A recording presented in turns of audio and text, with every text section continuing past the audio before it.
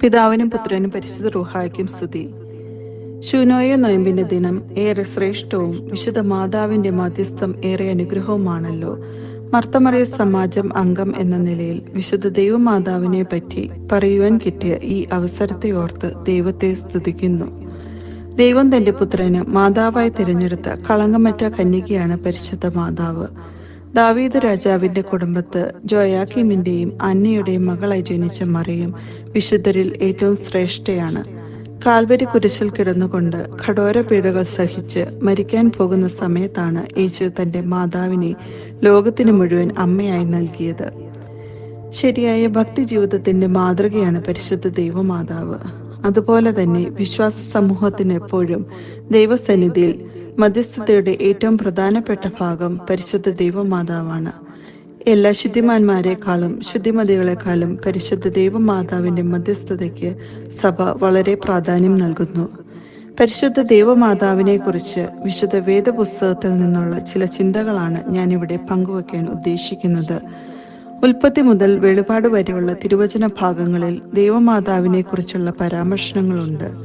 ഉൽപ്പത്തി 3-ാം അധ്യായം 15-ാം വാക്യത്തിൽ പറഞ്ഞിരിക്കുന്നത്, സർപ്പത്തിന്റെ തല തകർക്കുന്നവന്റെ മാതാവ്, ദൈവപുത്രന്റെ മാതാവ് എല്ലാം ദൈവമാതാവായ കന്യകാമറിയമാണ്. ദൈവകൽപ്പന പ്രകാരം മോശ ഉണ്ടാക്കിയ സമാഗമന കൂടാരത്തിൽ മന്ന സൂക്ഷിച്ചു വെച്ചിരുന്ന ചെപ്പ് കന്യകാമറിയത്തിന്റെ സൂചനയാണ്. തിരുവചനം കാണിക്കുന്ന വിശുദ്ധ മറിയാമിനെ ദൈവമാതാവെന്ന് ലോകത്തിനു മുമ്പിൽ വ്യക്തമാക്കിയത് എലിസബത്താണ്.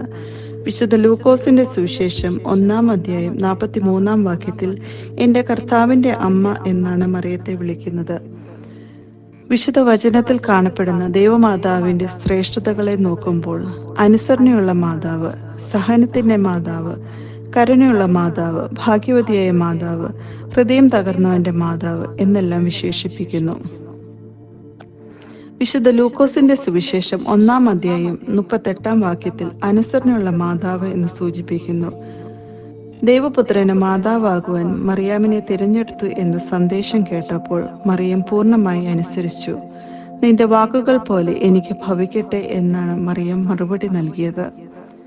വിശുദ്ധ ലൂക്കോസിന്റെ സുവിശേഷം 2-ാം അധ്യായം 1 മുതൽ 7 വരെയുള്ള വാക്യത്തിൽ സഹനത്തിന്റെ മാതാവ് എന്ന് വ്യക്തമാക്കുന്നു.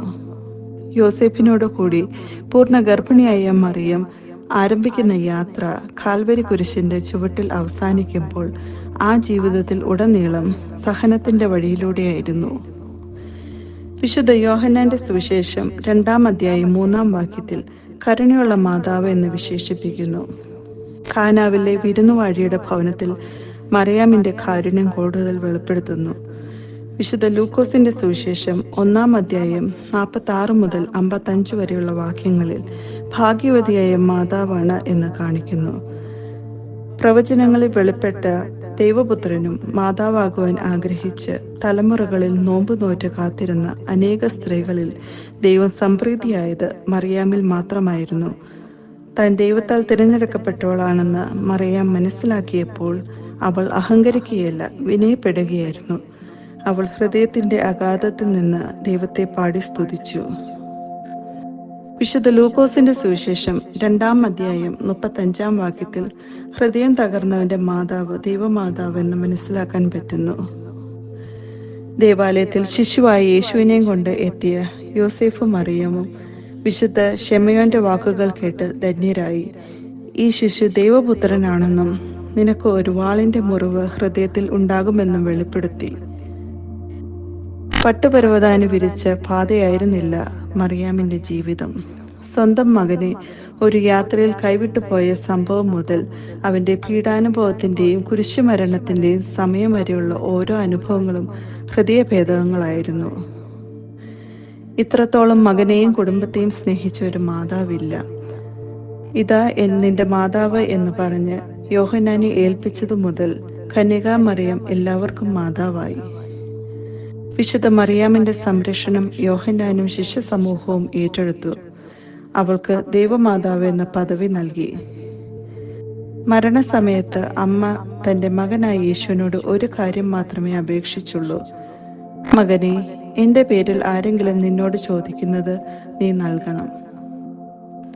ഒരു ശിശുവിനെ പോലെ വിശ്വാസത്തോടും ശരണത്തോടും കൂടി ഏത് അവസരത്തിലും നമുക്ക് മാതാവിനെ സമീപിക്കാം. പാപരഹിതമായ ജീവിതം നയിക്കുവാനും സാത്താന്റെ പരീക്ഷകളെ ജയിക്കുവാനും ദൈവമാതൃഭക്തി ഉത്തമ സഹായമാണ്. പരിശുദ്ധ അമ്മയുടെ മഹിമ വെളിപ്പെടുത്തുന്ന നിരവധി പുണ്യ ദേവാലയങ്ങൾ ലോകമെമ്പാടുമുണ്ട്. വിശ്വാസികൾ അവിടെ എത്തി പ്രാർത്ഥിച്ച് അനുഗ്രഹങ്ങൾ തേടുന്നു. പരിശുദ്ധ ദൈവമാതാവിന്റെ പ്രാർത്ഥന നമുക്ക് കോട്ടയായിരിക്കട്ടെ. പരിശുദ്ധ ദൈവമാതാവേ, ഞങ്ങൾക്ക് വേണ്ടി അപേക്ഷിക്കണമേ. ആമീൻ.